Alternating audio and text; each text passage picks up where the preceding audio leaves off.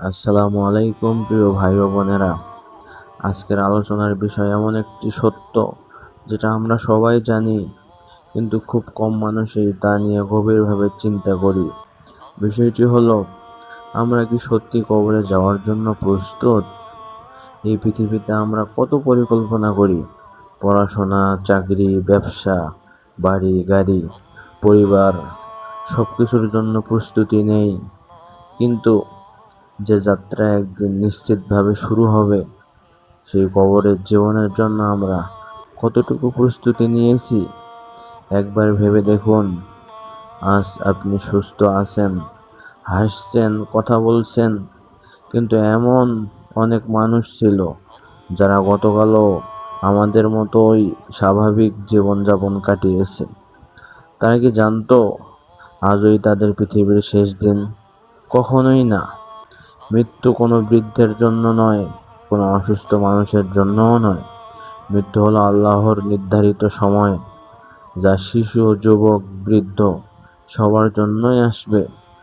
যখন মৃত্যু আসবে, তখন আমাদের ব্যাংক ব্যালেন্স, সম্পদ, পরিচিতি বা ক্ষমতা কোনো কিছুই কাজে আসবে না। কবর পর্যন্ত মানুষ আমাদের সঙ্গে যাবে, কিন্তু কবরের ভেতরে আমাদের সঙ্গে থাকবে শুধু আমাদের আমল। প্রিয় ভাই ও বোনেরা, কবর হলো আখিরাতের প্রথম ধাপ। যদি এই ধাপ সহজ হয়, তাহলে পরবর্তী ধাপগুলো সহজ হবে। আর যদি এখানে কঠিন অবস্থা হয়, তাহলে পরবর্তী ধাপ আরো কঠিন হতে পারে।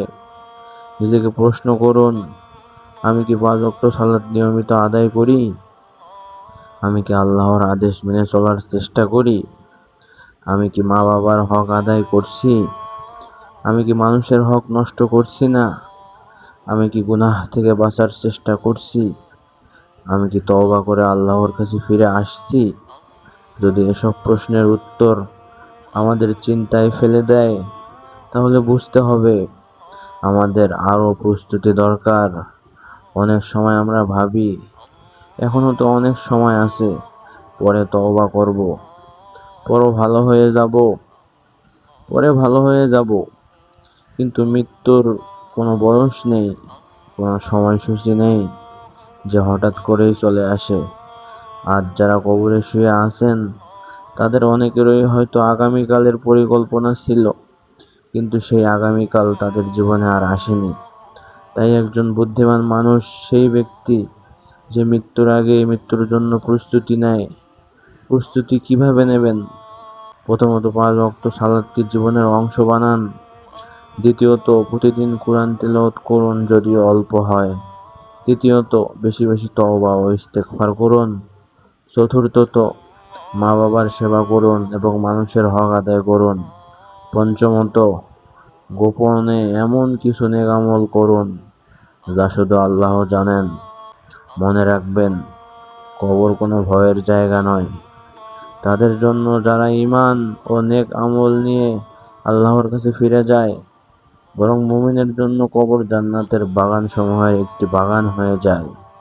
প্রিয় দর্শক, আজ যদি মালাকুল মউত আমাদের দরজায় এসে দাঁড়ান, আমরা কি বলতে পারবো, হে আল্লাহ, আমি প্রস্তুত? যদিও উত্তর না হয়, তাহলে এখনো সুযোগ আছে, এখনো সময় আছে আল্লাহর দিকে ফিরে আসার, গুনাহ থেকে দূরে সরে যাওয়ার এবং নিজের জীবনকে বদলে নেওয়ার। কারণ মানুষ যতক্ষণ বেঁচে থাকে ততক্ষণ তওবার দরজা খোলা থাকে। আসুন আজ থেকেই আমরা নিজেদেরকে পরিবর্তন করার সিদ্ধান্ত নেই। এমন জীবন গড়ি যাতে মৃত্যুকে ভয় নয়, বরং আল্লাহর সাক্ষাতের আশা নিয়েই গ্রহণ করতে পারি। আল্লাহ তাআলা আমাদের সবাইকে কবর ও আখিরাতের জন্য যথাযথ প্রস্তুতি নেওয়ার তৌফিক দান করুন। আমিন।